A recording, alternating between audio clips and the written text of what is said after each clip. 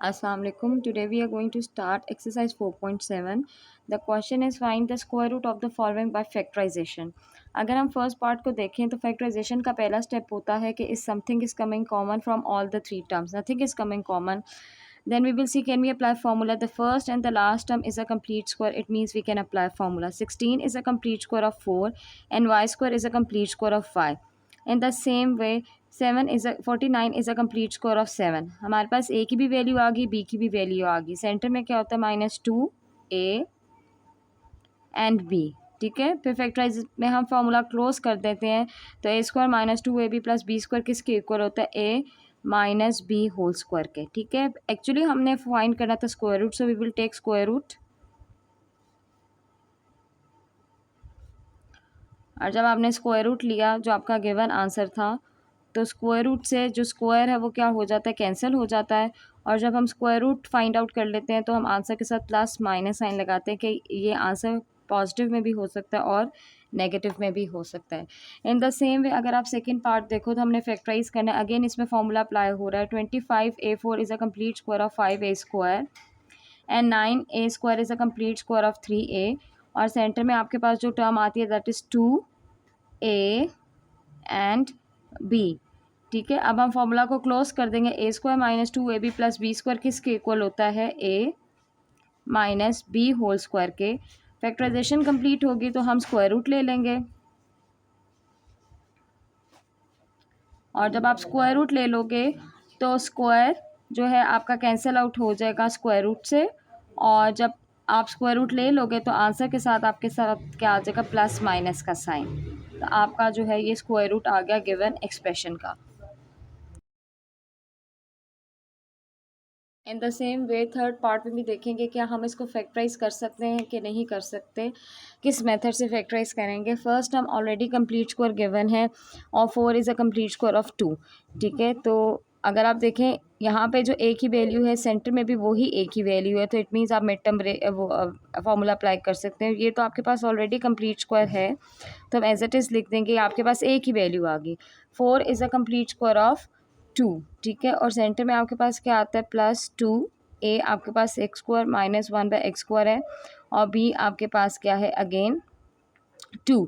तो अब यहाँ पे हम फार्मूला क्लोज कर सकते हैं a plus b whole square का. a की वैल्यू आपके पास एक्स स्क्वायर -1/x स्क्वायर है और b की वैल्यू आपके पास 2 है.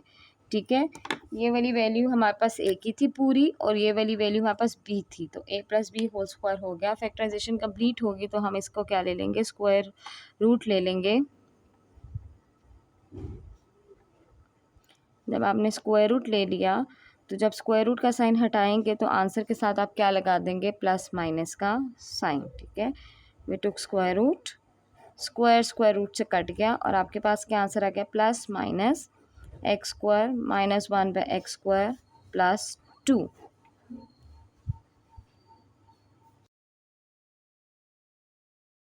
इसी तरह अगर हम फोर्थ पार्ट देखें तो कुछ भी कॉमन नहीं आ रहा. अगर हम यहाँ पे फॉर्मूला अप्लाई करना चाहें तो अगर आप फर्स्ट टर्म देखें कंप्लीट स्क्वायर नहीं है. ठीक है, और जो मिडल में आपके पास टर्म दी हुई है वो माइनस साइन के साथ है. इट मीन्स इसको हमें कंप्लीट स्क्वायर खुद से बनाना है.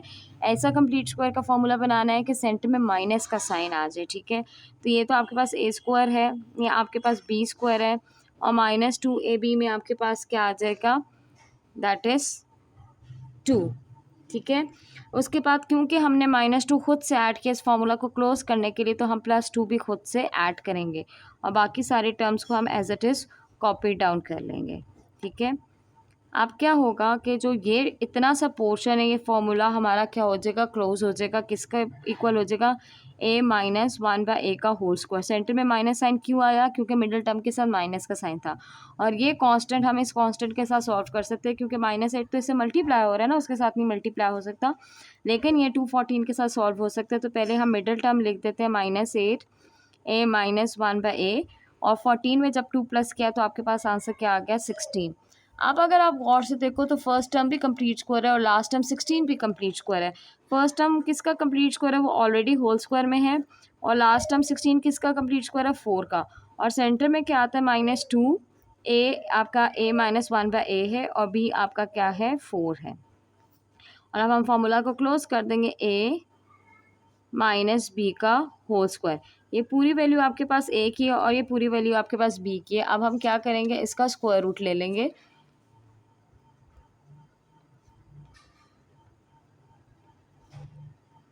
जब आपने इसका स्क्वायर रूट ले लिया तो आपके पास आंसर आ जाएगा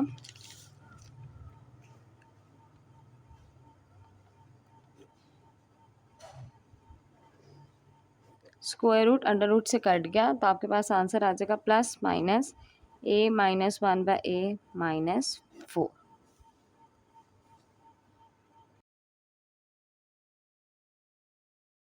क्वेश्चन नंबर 5 में हमें एक ट्रिक यूज़ करनी है कि हमें टू ब्रैकेट्स को इस तरह मल्टीप्लाई करना है कि उसमें कोई चीज़ सिमिलर आ जाए ताकि हम सब्स्टिट्यूट कर कर ईजिली फैक्टराइज कर सकें। अब वो कौन से दो ब्रैकेट मल्टीप्लाई करने ये हमें कैसे पता चलेगा, उसकी ये ट्रिक है कि कांस्टेंट को हम सॉल्व करके देखेंगे। अगर कांस्टेंट को ऐड करने के बाद जिन टू ब्रैकेट्स के कांस्टेंट को ऐड करने के बाद दोनों का आंसर सेम है, उन दो ब्रैकेट्स को जो है वो हम मल्टीप्लाई करते हैं। फॉर एग्जाम्पल अगर मैं 8+2 करूँ तो मेरे पास 10 आता है और 6+4 करूँ तो भी मेरे पास आंसर 10 आता है। सम केसेस में ऐसा होता है कि ऐड करने के बाद आंसर सिमिलर नहीं आ रहा होता, चाहे वो हम कोई भी टू ब्रैकेट्स लेके देखें तो उन इन दैट केस हम मल्टीप्लाई करके फिर चेक करते हैं। ठीक है, तभी तो हमने डिसाइड कर लिया, तो पहले हम मल्टीप्लाई करने से पहले इनको रीअरेंज करेंगे। a+2 को हम मल्टीप्लाई करेंगे a+8 से, और a+4 को हम मल्टीप्लाई करेंगे a+6 से, और +16 as it is copy down हो गया। ठीक है, a into a is a square, a into 8 is 8a, +2 into a is 2a and 8 times 2 is 16। ठीक है, ये हमने पहले दो ब्रैकेट्स को मल्टीप्लाई कर आंसर फाइंड कर लिया। अब नेक्स्ट टू ब्रैकेट्स को मल्टीप्लाई करेंगे।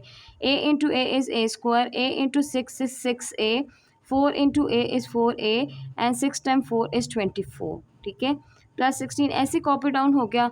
जो चीज़ सॉल्व हो सकती है विद इन द ब्रैकेट उसको सॉल्व करेंगे। 8a + 2a हो जाएगा 10a, बाकी कुछ भी सॉल्व नहीं हो सकता उसको as it is copy down कर देंगे। 6a + 4a क्या हो जाएगा 10a, और भी कुछ सॉल्व नहीं हो सकता हम उसको ऐसे ही कॉपी डाउन कर लेंगे। ठीक है, अब उसके बाद अगर आप दोनों ब्रैकेट्स को ऑब्जर्व करो तो दोनों ब्रैकेट्स में कोई ना कोई सिमिलर है। क्या सिमिलर नज़र आ रहा है, a² + 10a, a² + 10a। तो हम इसको किसी भी एक अल्फ़ाबेट से सब्स्टिट्यूट कर लेंगे। We are going to let करेंगे, आप किसी भी वेरिएबल से सपोज कर लो, आपकी मर्ज़ी है। a² + 10a = y।